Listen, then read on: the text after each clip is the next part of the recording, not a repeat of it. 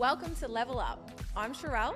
And I'm Danny, and this is the podcast where we talk about health, fitness, and mindset. What you really need to know about nutrition to be successful. Yeah. Let's do it. Today's episode, we really wanted to dive into some different things about nutrition. And I know it's definitely a topic that we've spoken a lot about on the podcast as well. But I feel like season 2 vibes, we're coming in with some different perspective. Totally. I feel like we've really let go of that young bikini model influencer type vibe that we sort of had, because we were that, but we're so different now. We haven't competed since 2019. So a lot of the information that we will be giving out will probably be less relatable to those who are competing, but more relatable to sort of the other 95% of people listening, right? Yeah, absolutely. And when you say like what you need to know, I feel like on the internet, and especially whenever you type in anything about nutrition, it's all the same stuff. It's like energy balance, like calorie deficit, like macros, like duh. To me, I'm like, don't we know that? And I know there's probably a lot of people that don't as well.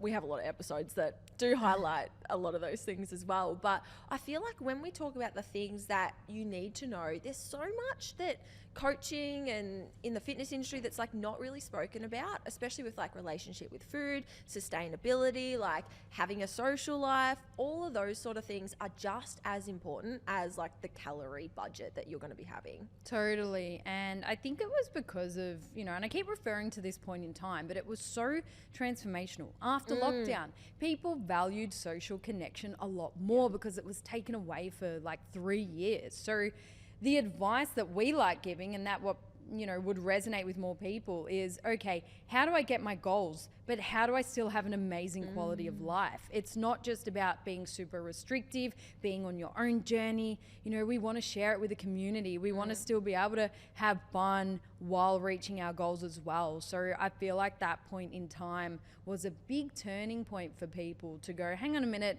I'm sick of being rigid. I'm sick of being restricted.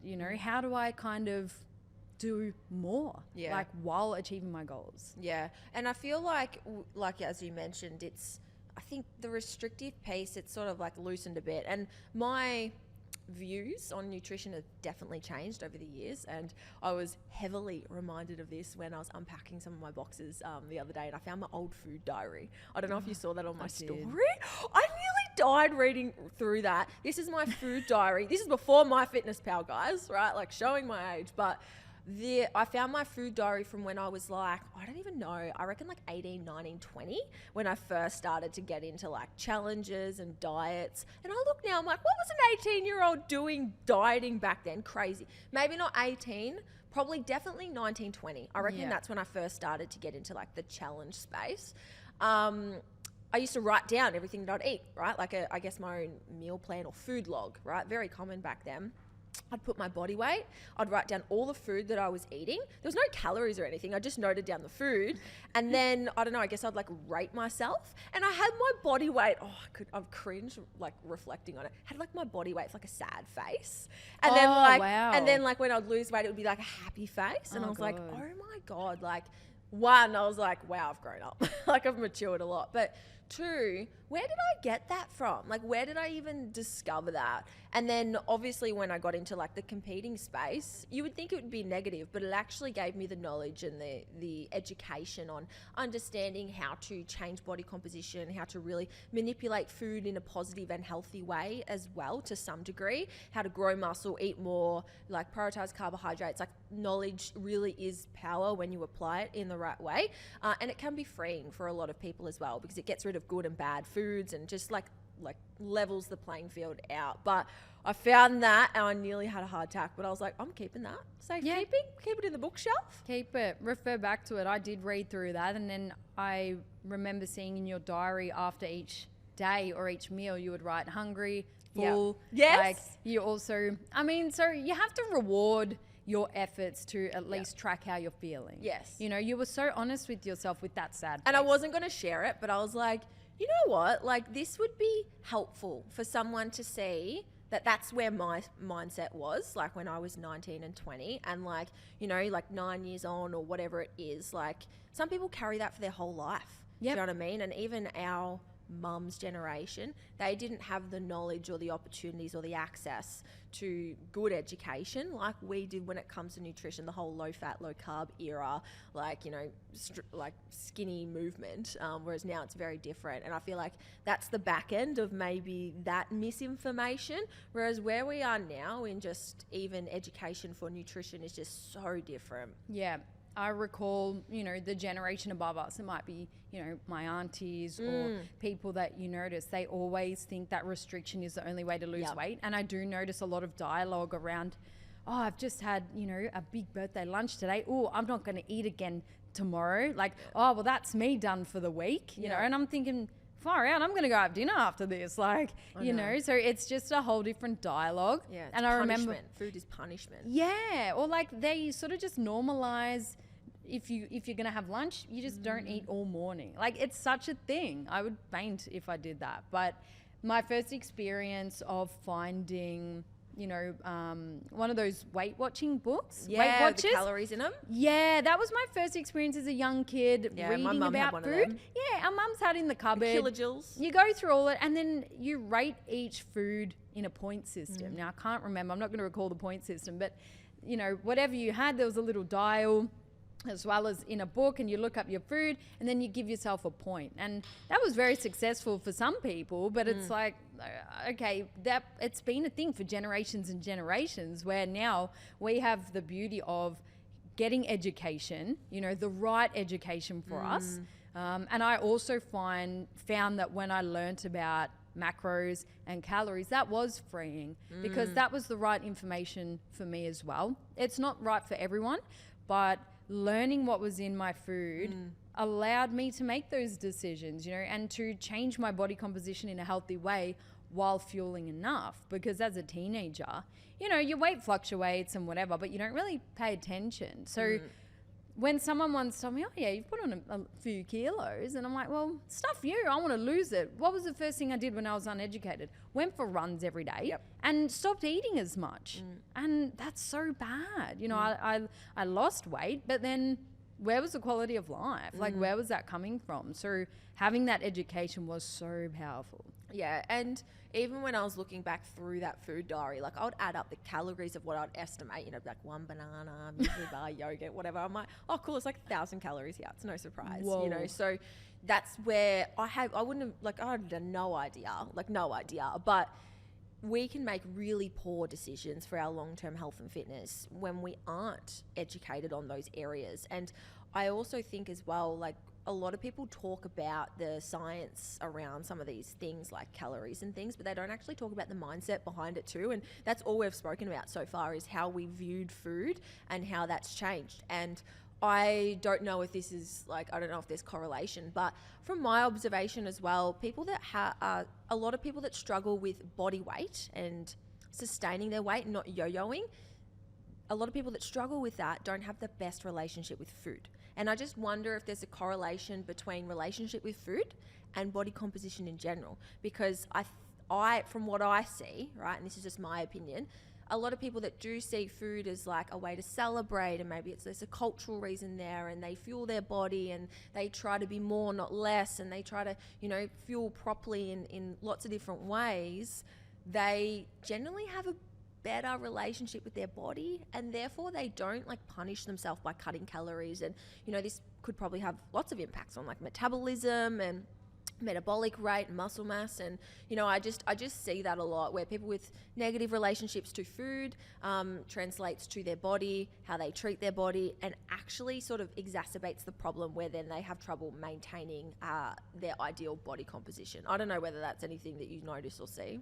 Absolutely. Often when there's a problem with the relationship with food, there's deeper relationship problems. True. You know, food is a way we control. It is. It's a form of control. It's a form of comfort. It's a form of bonding with your friends and family. You know, it's very cultural, as you said as well. So often if there is negative feelings towards that food, aside from being uneducated around it, which we mentioned, there are deeper issues there. So you can often just look at someone, look at their behaviors and go, oh, you poor thing, you're really going through some deep stuff right now.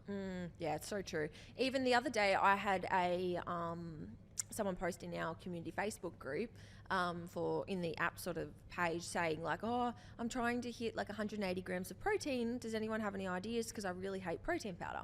And I was like, everyone was giving their advice about like hitting the protein. And my natural thought was like, why are you trying to hit 180 grams of protein? That's a lot of protein for like a female in general. And I was just having some dialogue on the conversation. And she was like, oh, you know, like based off all the calculations, this is how much protein I should be eating because I don't want to lose any muscle mass and all that sort of stuff. And then I was like, oh, where do you think you're sitting body fat percentage wise? And, you know, she was more on the heavier side as well. And I just think this is where like information of science, I'm like, you probably don't need to be based on your body fat percentage and everything eating this amount of protein because it's a lot. Like, save yourself sculling the protein shakes that you don't like and, you know, look on the bigger picture, like eat some more carbs, focus on calories. And I just feel like on the internet, a lot of the information like, oh, the 2 gram per kilogram of body weight, that's how much protein you should be eating. It's like, yes, but it's going to be so different from person to person. And this is where I feel like content can be taken out of context on the internet because it's not always applicable to everyone.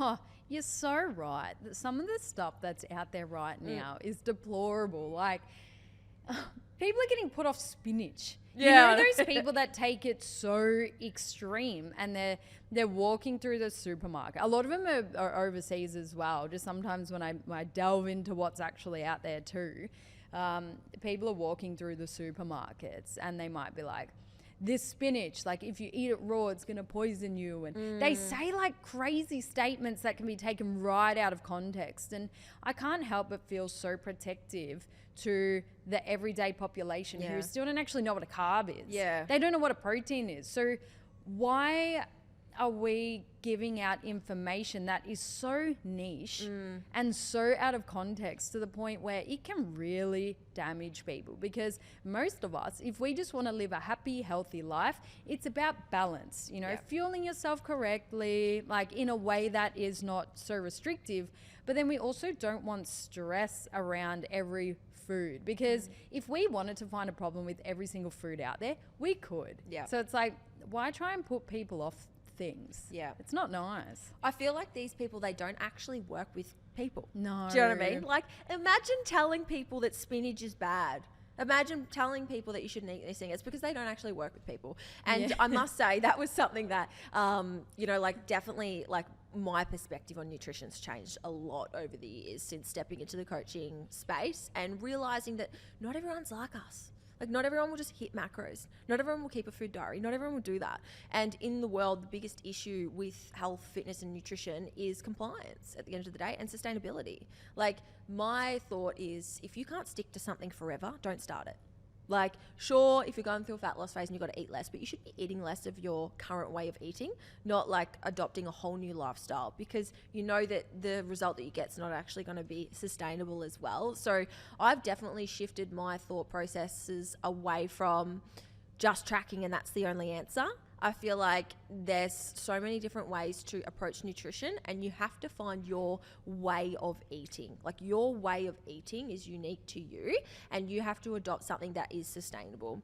Now, I do believe that everyone should learn how to track. I do think that that's important, that we understand, well, how many calories are roughly in this? So you can make better educated decisions, because a lot of people on the internet saying, oh, well, just eat intuitively. It's like, we live in a different culture where food volume and calorie density of that food are not the same thing.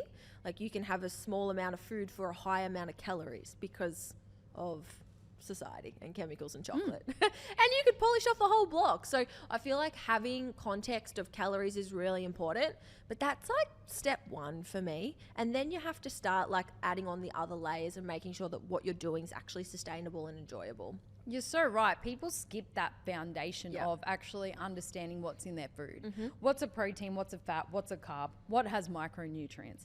People are skipping that and going straight to, ooh, which fat burner should I take? Like, which supplements do I need? You know, because you're right. We can literally get food whenever we want. You just walk to the fridge, you can eat whatever you want. You walk down to the shops, there's Macca's, there's any kind of food. So it's not like we have an array of organic, healthy, quote unquote, healthy foods. It's like the choices that are more accessible to us are higher calorie, are more processed, they're cheaper, you know, so people are naturally people who are uneducated on what's in food, you're naturally drawn to what's convenient and what's cheaper. So if it was reversed, then I probably would say eat intuitively. Yeah. But people are, more drawn to those other options. So it's important for you to learn that baseline information. And then, as you said, then add the other layers. Yeah. I also feel like something I've wanted to do a little bit more content on as well is like eating healthy on a budget, because I feel like the cost of living's gone up so much and not everyone can always eat healthy. Do you know what I mean? Like a lot of these superfoods that people are saying, oh, don't eat spinach, eat kale. It's like, how much is that? And a lot of people do buy, I guess, takeaway style food because now it is cheaper. Like maybe 3 to 5 years ago it wasn't, and that argument was valid. But now, like, I don't know about you, but some of the fruit and vegetables in the supermarkets, I'm like, really?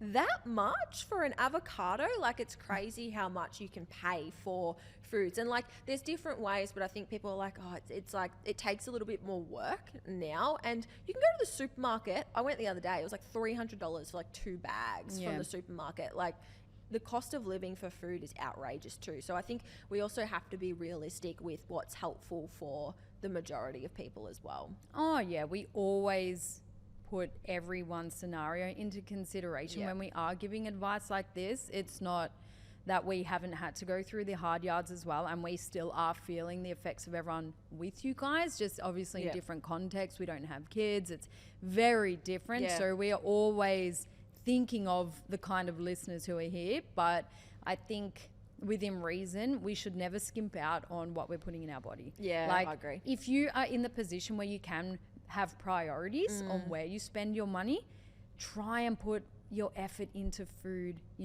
cook it yourself, buy your own ingredients. If you normally have resistance and you would rather get Uber Eats, and context dependent. Well, that costs you more anyway. Costs you more, get the same amount. If you spend $50 on Uber Eats, get $50 worth of ingredients and just try and find that extra time just to cook a few meals, home cooked, what's in it.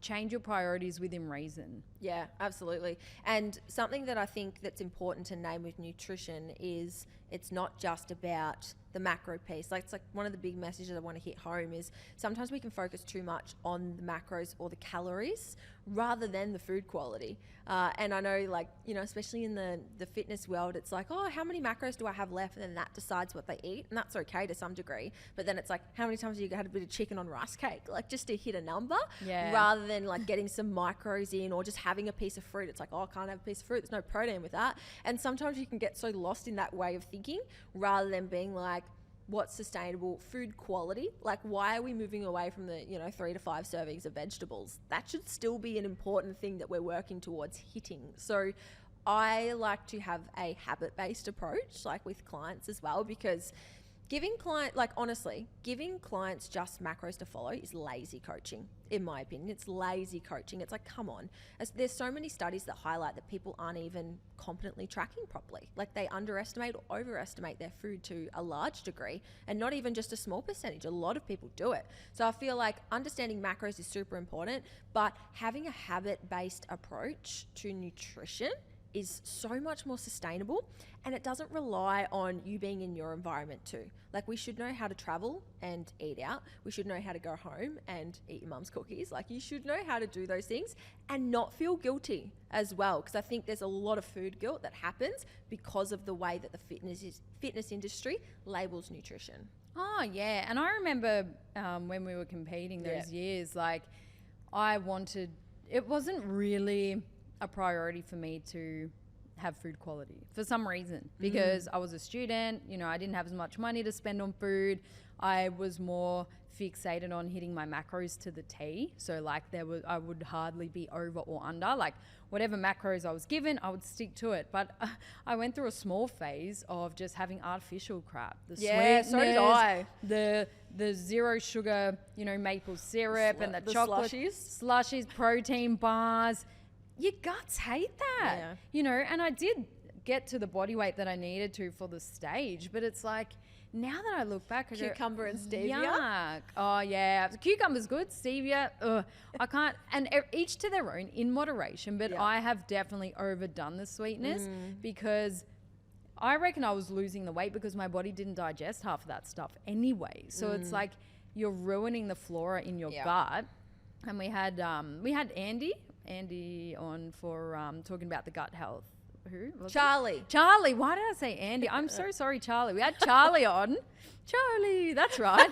We had Charlie on. Charlie the unicorn. Charlie. Bless it. No, Charlie, who's freaking amazing, came on talking about gut health. Yeah. I had none of that awareness. So now if I had my time again, I would have fueled my body with nutritious food and not cared so much if I went slightly over my macros because, you know, it's not going to actually make a difference. I probably would have looked better, to be honest.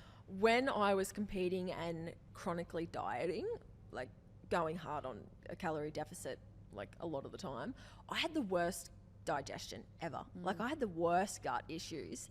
And in hindsight, I can look back and be like, well, you were doing some pretty weird shit to get rid of hunger. Literally, you were like, stress is stress, and a calorie deficit is stress on your body as well. So like if your body's hungry, right? Your body's hungry. It's just wanting calories, and then you're putting stuff in that doesn't really have calories. Like it's probably not going to love it. You know what I mean? And yeah, I remember being like intolerant to so many different types of foods, and it probably wasn't until I took myself out of a calorie deficit for the longest period of time, which was probably, I think I was in a build, my first build was like 12 months or something like that. And that was sort of at the front end of COVID, when I was like, well, you know, going to a build, intentional or not, train hard, all those things. And even now, like not really like dieting that much in a normal year. Like when I diet, it sort of works. So it's always going to work, but it's more effective. And I have no digestive issues now, right? And I do think it has a lot to do with food choices. Like you said, all the artificial stuff that I just used to fill myself with to try and suppress the hunger.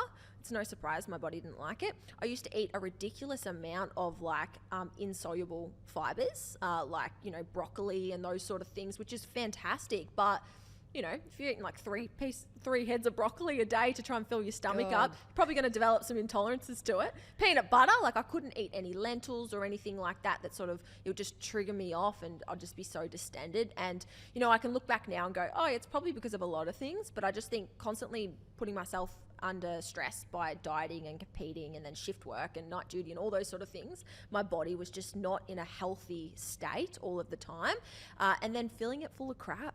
Do you know what I mean? Like that's not quality nutrition. So like I think my perspective on nutrition just for fat loss and building muscle and body composition has changed to more of like a nutrition for health and well-being and how I feel and energy and socializing and sustainability. Like that's really how my sort of like values have changed in that area. Totally. You've tried it, realized what's worked and what hasn't. And we needed to for that chapter. To change your priorities because you go, these foods don't agree with me. This behavior isn't sustainable. Yes. And then you make a change. So it's okay to go through it. I mean, I was very much in that same boat. I didn't put enough value into spending time cooking as well. I would have so busy for other things. I, you know, had meal prep companies, but ever since I started dating Paul, whose number one value is cooking and food. He loves cooking and food more than training, you know, which he doesn't post much about it. He gets the Weber out. He gets the Weber out. He taught me about air fryers, the world of the glorious air fryers, you know. It is just, you've got an air fryer. Didn't you have an air fryer before Paul? No. Oh, he's changed my world just with that one thing. That's a reason to date someone if they show you the air fryer. That was the money maker. But yeah, so I watch him now because I don't do diets anymore, but he you know, was in a calorie deficit recently and changed his whole body through just cooking so many meals. He would eat so many calories relative to his body, more so than in the past, because he shared his journeys with me as well, and he's tried the whole KFC for bulking and all that crap that they all do, but then now he was able to really just value cooking, show me the benefit of actually cooking food yourself, and then your body composition, your mindset, your mental health is just so much better when you do spend that time actually preparing your food, making it, you know, good quality food. So it does make such a difference now that I've adapted that mindset as well, and you notice a difference from within, physically and mentally. It's just life changing. Yep. I've been watching his sort of little journey over the last 6 months or something. Sort of going through a fat loss phase, now being in maintenance. What do you feel like? Because I remember seeing like he's like maintaining on more food than ever. Like, what do you feel like he's been doing differently this time? Like, do you think it is food quality or relationship with food, or what's different? Definitely food quality, which then affects relationship with food. True. You know, he would go, even as a male, they still go through restricting and binging cycles. Yep. And he needed to sort of address that and go, hey, like this doesn't feel good. Like you know, male or female, you can still go through the same mental patterns, you know, but we just haven't had that much exposure personally to males until I started dating him. Then you really get to see what's under there. But then also, will be a whole nother podcast, sleeping more, allowing more time for rest. Stress and recovery. You mentioned, you know, when you were competing in night shift, it's a lot of stress on the body in itself. Adding in a deficit, more stress. So I had to have the hard talks with him to then slowly change his values around sleep, because he was the type of person to, instead of getting 8 hours, he'd rather get 4 hours and then walk an extra 4 hours or train an extra 4 hours. But you just burn the candle at both ends. So sleep, mindset, you know, all of these things that you and I talk about, it's important for males and females. And then you do want to put that influence on your partner and your loved ones. But there can be a lot of pushback. It has to become their value. So we give advice here. And I know a lot of people will be like motivated after they listen to the episode, but it's not that easy. You know, if our own partners, if our own parents can't really take our advice, you know, obviously we're not expecting everyone else to have a light bulb moment and change. It's about slowly feeling it yourself. And sometimes you do have to shed light on the poor behaviors until you get to that point where you go, this sucks. I don't like how I feel.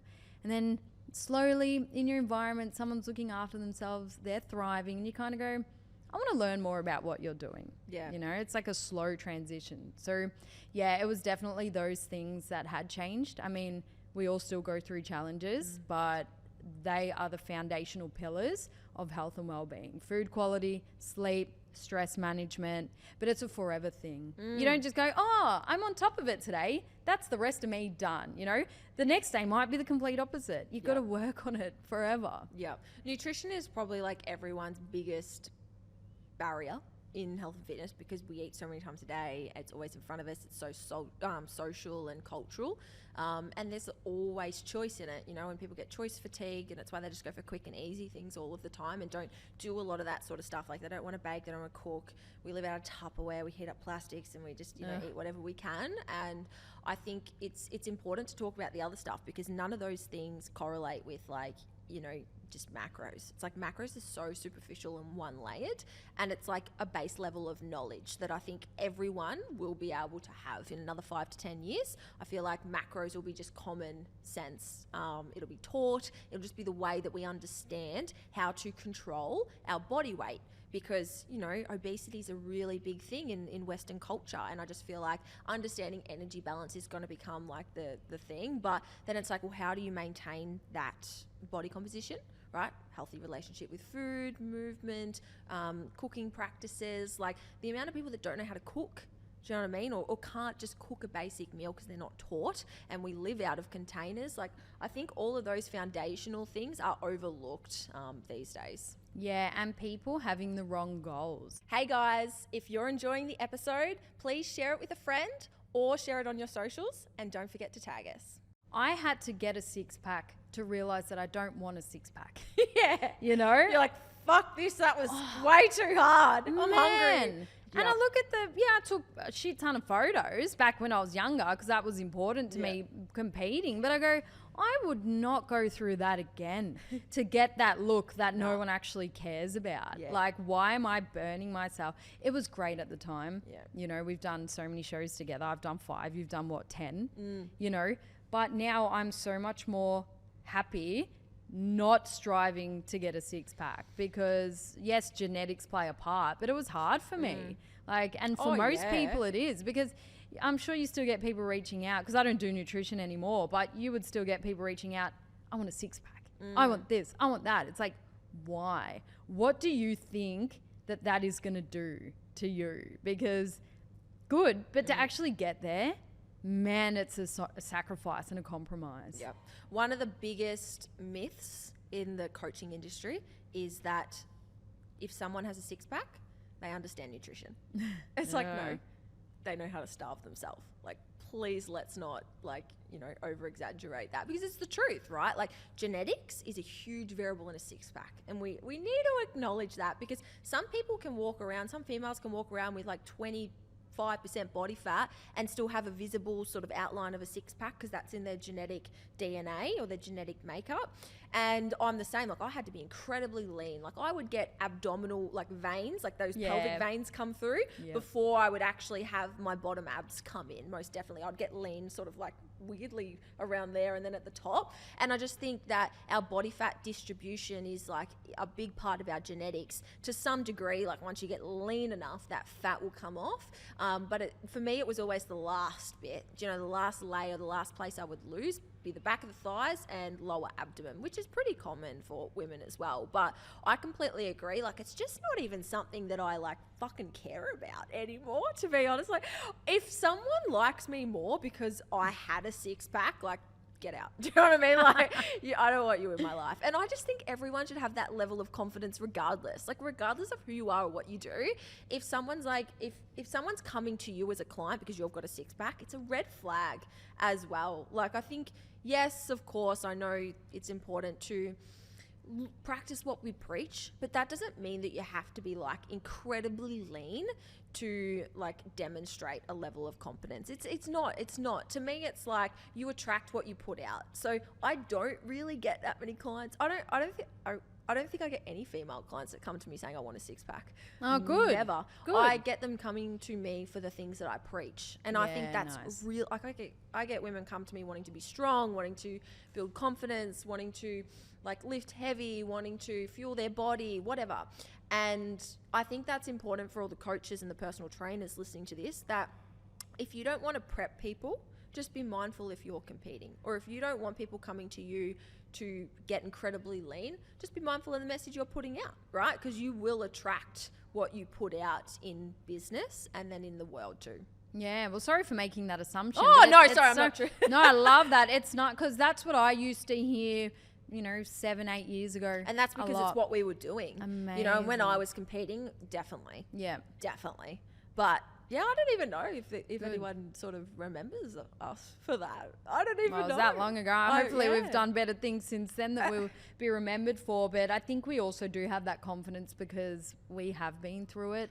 It might be different if it was an unattainable goal. I don't know how I'd feel about it, but I've been there. Yeah. It served a purpose. I wouldn't stay in that for long. But like, I still get the questions, even if I'm out, for lunch with family, friends, or whatever. They're like, how do I lose that last little pouch? Or how do I just tone up my triceps? And I hate getting questions like that. But it's nice that people feel comfortable to ask for help. But it's just still so common from people outside of our fitness bubble. Obviously, the people that follow us and you as well know what we're about. They have the education to realize that it's not just about those things, but it's still very much there. And then my mind straight away wants to go to reframing and saying, well, why do you want to lose that little bit? Do you actually understand why women hold a little bit of extra fat there? It's for your hormones. It's for, when we're childbearing later, we need a little bit of extra fat around those areas. But I don't know. Sometimes I just tell them what they want to hear and then stop. Depends on the context. If I'm like midway through lunch, I'm like, this is a whole podcast. Yeah, I agree. And I think it comes down to like, there's sort of two types of people. There's like, I don't like to use the word like Gen Pop, but there's the people that don't understand calories and don't understand macros and whatnot, and they need to go through that process. Like, knowledge at the start is so important because it gives you those skills, but then it gets to a point where it's like, maybe you're within a healthy body weight, body fat percentage, you understand macros, you know how to manipulate things if you want to, and then it's that next layer of like, what else do I focus on? And like you said, the goal with tracking is not to track forever. The goal is to be able to become more educated, improve your nutritional IQ, and then be able to make better intuitive decisions later on in your life. And I feel like everyone needs to be able to get to that point. And then, then I feel like a lot of us shift and we start focusing on sustainable approaches and just getting 1% better like every month rather than chopping and changing and cutting and building. Like we just sort of like try and just improve food quality, relationship with food, like all of those sort of things. I feel like that's when that layer sort of becomes more important as well. And that's the message with nutrition that I just really want to start pushing a little bit more, is like sustainable approaches. Like it doesn't always have to be like aggressive builds or aggressive cuts. And I know we went through the whole aggressive mini cut phase where everyone was like obsessed with doing mini cuts, and I'm just like, ugh, there's nothing. I never got around it because I was like, I don't see that helpful for people. Like I don't see it helpful. And that's the main thing. It's like, is this going to be beneficial in 5 years' time? Am I still going to be doing this? Yes or no? If the answer is no, like why are we wasting our time? Totally. Like people who don't have success in these areas, I find, are the ones that are too rigid. Like they might type in their height and weight in a calorie calculator online, get their macros like 5 years ago and still on the same macros, right? And then you get the people that are too restrictive or too, free. So we've got the ones that are really rigid and then the ones that are too restricted or too free as well. So like with the calorie calculators, okay, it's fine as a starting point. A lot of coaches use them for lead generations, Oh, they do. For email. That's how I ended up with my first coach. I actually really? typed in a calorie calculator. I was interested. It just popped up as well as a few other things that I was researching, like programs and all of that. I'm like, I'll just see what it is, because I didn't know what it was. Yeah. Got my first macros and I'm like, whatever. And then just luckily, that was a lead generator. And then I got a phone call and then I signed up for coaching. But if I hadn't have received that call, maybe I would have stuck with those macros for ages, because you still hear people, they're like, yeah, I'm counting this many calories because back then I typed this thing in and, they're my macros or that's my calories. But they don't realize that, your calories or macros could change every week based Different on calculators, different formulas. different formulas. I use some of them and I'm like, this is ridiculous. Some of the formulas out there I feel like are so off and not even accurate. Yeah, and people won't really understand how to put the right, you underestimate or overestimate your daily activity. You know how you have to grade yourself and then put that number in half the time. So that's estimated. But then let's just say you have a week on those macros and they're the right ones for you. But then the next week or a couple of weeks later, you might need different macros. And that's what a coach is, really. You have your check-ins, then your calories change based on your lifestyle. Accountability, your genetics, like so many other factors. So try not to take everything so literally and be so rigid, because then that can lead to restriction. Because maybe once upon a time they were your macros, but now down the track, maybe they're way too low. And that's when people restrict and then like, nah, fuck it. And then they go the other way. Like, and then you fall into that yo-yo. If I was still eating the food diary that I did at the start, I'd probably be dead. Like, totally. Not healthy, just man. No way. It's honestly that I've eaten that amount of calories by morning tea. So it's like your metabolism is going to shift and change, especially if you're training and building muscle as well. But I don't want to go too much down this rabbit hole, but I was reading the other day about the differences of calories in food with cooking methods. So here we go. I was It's like, a rabbit hole. I've been lied to my whole life. But even with rice and starches, right? Like if you cook rice and you eat your rice fresh, you will absorb majority, barring the fiber of the carbohydrates in that rice. But once that starch cools down, if you put it in the fridge, which we all do, we meal prep and we put our rice in the fridge or whatever it might be. Once the starch is cooled, it turns into something called resistant starch. And resistant starch, we can't actually absorb the carbohydrates or the glucose and utilize that as energy. So therefore, you just digest it. It goes in the toilet and it's not actually counted. But I was like, oh, well, I'm not going to, like, how do I track that? You know what I mean? You can't. So, and then the same as like, well, is 100 calories from sugar or lollies the same as 100 calories from a banana that has insoluble fiber in it? Absolutely not, right? Like how much of those calories are you going to absorb? And that's a whole nother conversation. And I don't want to worry anyone. Like, please don't stress about it. Don't go out and, track your resistant starch and your normal starch and your glucose and, all those things. But it's definitely worth considering, because I feel like allows me to step back and go, okay, what's important? You know, because you never know. Of course, calories are a thing, and there's people out there that don't believe in them and those sort of things, and that's fine. But I think it's important to, you know, not get so invested in all the numbers and all the things and the tracking and all that sort of stuff, and zoom out and go habits, lifestyle, accountability, energy, food quality, hunger, you know, like that thing that we should be listening to, and not just always relying on numbers or how many calories are in what. You can totally do your head in with that information. I remember like hearing surface level information like that, and then I sort of said, I'm not even going to bother with this, because you can, for example, if you, to use your 100 calorie example, you could have 100 calories when you're really stressed, you're on the go, you're in the car, you're late for work, versus 100 calories sitting on your couch super zen. They will be digested differently. So is it really 100 calories? No.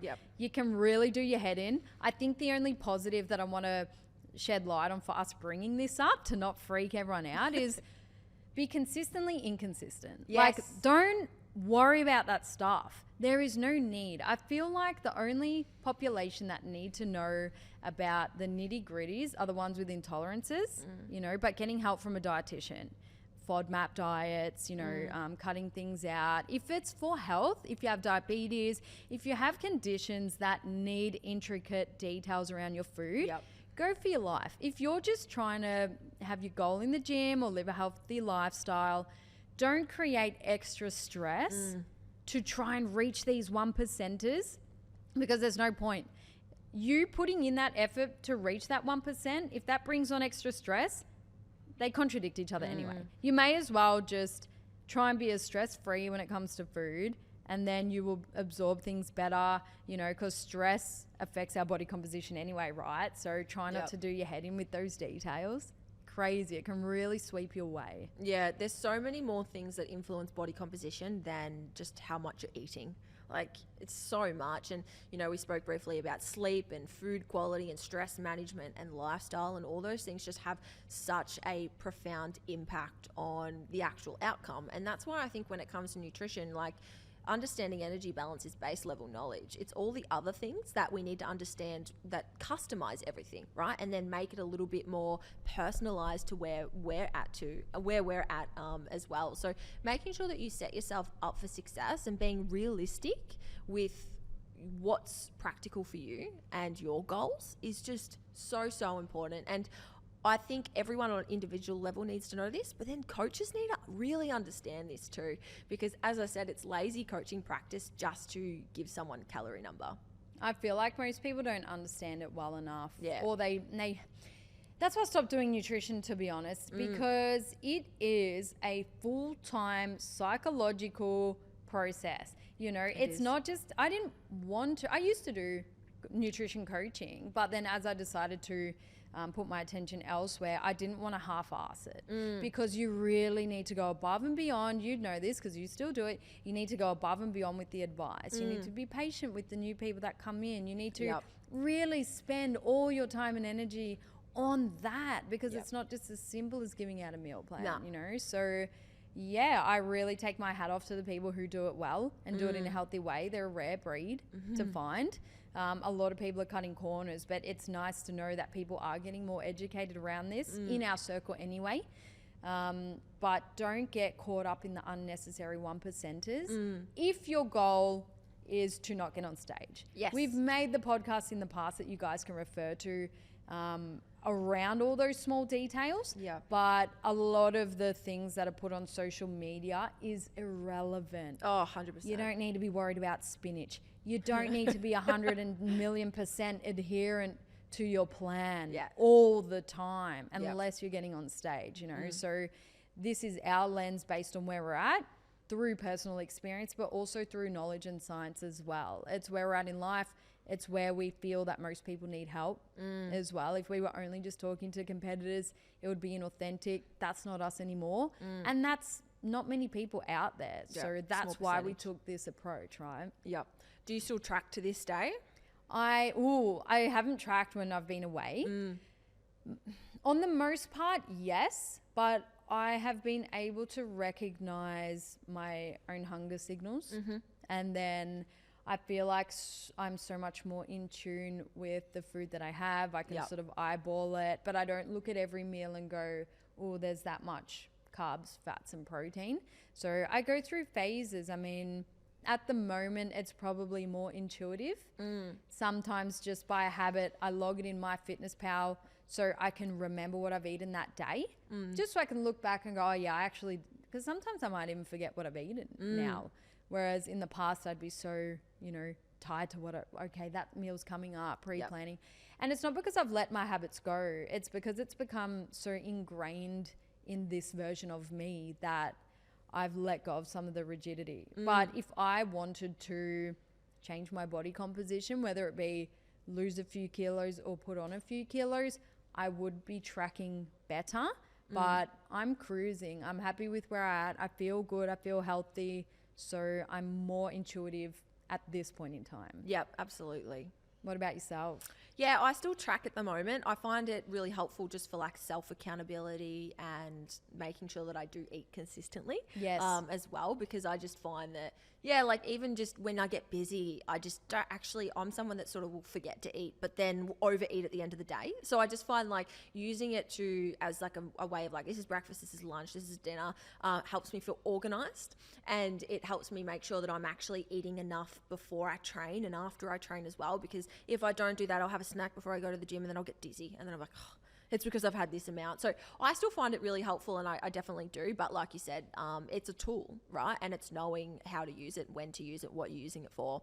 And I think there's a lot of people that can't not track. Like they're so attached to tracking because they've never done anything without it. And that's what I was referring to earlier about finding your way of eating, right? Because it's just a way of eating. Like tracking is just a tool that we use to understand the energy balance of the foods that we're consuming. But I don't need to track. I want to track. And I think that we need to be able to have that lens, because we need to be able to remove MyFitnessPal from our own personal use and our own coaching practice, and know that we can still cope and all our clients won't walk out the door, right? Because a lot of people put their value on that. And it's like, well, how are you helping people work towards habits and the mindset and relationship with food as well, and food quality, and giving them education, like just because you're not making people hit macros. And I think that's in the coaching industry too, because it's so easy to find a calculator and be like, oh, you must be hitting that. Did you hit it? Did you not? And that's their metric of success, but not really. Like that's just a way that we use a tool to be able to help in an online space. So it's definitely an interesting one, because I feel like, yeah, we go really rigid and then we go a little bit more flexible, but it's just us broadening our knowledge base and therefore having more choice when it comes to nutrition. Yeah, totally. I find that on the days that I'm training in the gym, I will log MyFitnessPal. I think on rest days, not so much, which I don't want people to take this literally, but that's just what I do, because I don't want to fall into the category of stuffing up my meal timing or under eating as well. Overeating isn't really the problem for me, or any concern around that, because I know when I feel full. But it's more, my body is so used to regular meals that I get really lightheaded if I undereat. So I don't want that to happen. I'm still very protective around my meal timing, because I know that if I don't eat and then I go train, I'll feel really bad and probably faint. So yeah, that's a reason there. But no, I'm not really worried about over consuming, because I can sort of gauge that now. But everyone is different. As you said, find your way of eating, but give yourself the time to actually learn, because there's nothing more freeing than having some education around it. And it's not about learning everything, but just some clarity around the basics. What is a protein? How much protein roughly should I have? What does that look like in my meal? What are carbs? How's that going to fuel me? Which fats are good for my hormones? Like everyone should at least know those basics. Yeah, because I think as well on the internet, everyone focuses on the 1%ers, because it's clickbaity. It's like, oh my God, resistant starch, a calorie is not a calorie, calorie deficit. Like everyone just says all the clickbait stuff. And, you know, for 99% of people, like you shouldn't be focusing on that stuff anyways. You should just be like focusing on the broader picture and habits and basics. And I think even what you were reflecting on earlier, like people with intolerances and gut issues and inflammatory stuff, and they seek out help and they're told, don't eat this, this, this, and this, and you can eat these 3 foods and that's it. Like, I don't know if that helps people. Do you know what I mean? Because I get a lot of them come to coaching being like, oh, I can't have this, I can't have this, I can't have this. And they've actually got more stress about all the shit they can't eat that I don't even know if they're actually like, how do you know you're intolerant to that? Did they do blood tests? Like, did they do a stool sample? Like, who is this person? Do you know what I mean? And I feel like we just have to be like mindful of all of that sort of stuff as well, because nutrition, it's like, I'm not going to just say to people, oh, well, you can only go to a dietitian or a nutritionist, because that's not what I am. But you just need to go to someone with common sense and like someone that you align with as well, that you trust them, you back their opinion, and you wouldn't question it. And I think that's how we help people, not by scaring them off. And I think any good professional understands that it's a lot of information sometimes for some people. And if we want to build habits and, sustainable approaches from a place of feeling better and not shame, or, like associating shame and guilt from, oh, damn it, I had some gluten today when I was told I can't, unless you're celiac, of course. But, for the most part of it, I just feel like sometimes we approach nutrition in more of a shame-based way rather than like a positive frame. And that's where you can use social media to your advantage, both as a coach and a consumer. Like, I asked you that question about, people reaching out to you for 6-packs. You go, actually, no, because I don't preach that. People come to me for X, Y, Z because that's what I'm about. So we need to take ownership in the information that we consume as someone who needs help, although it's very hard to ask for help. But when we do ask for help, you need to keep trying until you find someone that resonates with you, that understands what you're going through, because there are so many online coaches out there now claiming to be dietitians, claiming that they can help your mental health at a deep level, and it is quite dangerous and alarming. So make sure you go to someone who is staying within their scope of practice. Obviously, you're very much within your scope of practice. You will never claim to fix someone's childhood trauma. It's fucked. And I have to bring it up. And, although we laugh about it, but we don't, because we're like, I just can't believe that it is out there. So guys, please tread carefully and actually get someone within their registered scope of practice to help your deep problems. And it's totally fine. We are all allowed to have struggles and poor relationships with food. It's okay if that's you in that moment, but please get help from the right person. Oh yeah. I actually had a client send me a screenshot of a message that her old coach sent her one time. And I was like, oh sneaky. my God, I almost want to read it out, but it was please don't. so bad. Cringe. It was like her coach had sent her a message, like she must have overeaten or something like that. And she'd told her coach, and her coach had sent her a message and was like, her name, and was like, I want you to go to the gym and I want you to burn 300 calories on the treadmills, and don't you dare. Like, it was like all this negative, honestly. And I was like, you'd think this was like 20 years ago, but it was like 6 months ago. And I was like, I can't believe there are people out there. Like, this is actually what makes traumas, right? I can't believe there are people out there that still approach compliance in that way. Like, that doesn't work. We know that, right? We know that you can't, like we said previously, you can't hate yourself happy. You can't force someone to do something. They have to want to do it for themselves. That's actually what self-motivation is, right? Discipline is only like a short, adrenaline shot. It's like eventually they have to want to do it because they want to be better, not because they want to keep you happy. So I feel like, it's just red flag in a coach is like, if they ever put any form of shame, guilt, or punishment on you for not hitting macros or for not doing the right thing, just please walk out the door. We see it all the time. Run out the door. Sprint. And then leave them a bad Google review. Or send it to Sherelle and she'll almost out them on a public forum, which is the Level Up podcast. Honestly, I totally would name drop, but I definitely won't do that to someone. But, it's prevalent.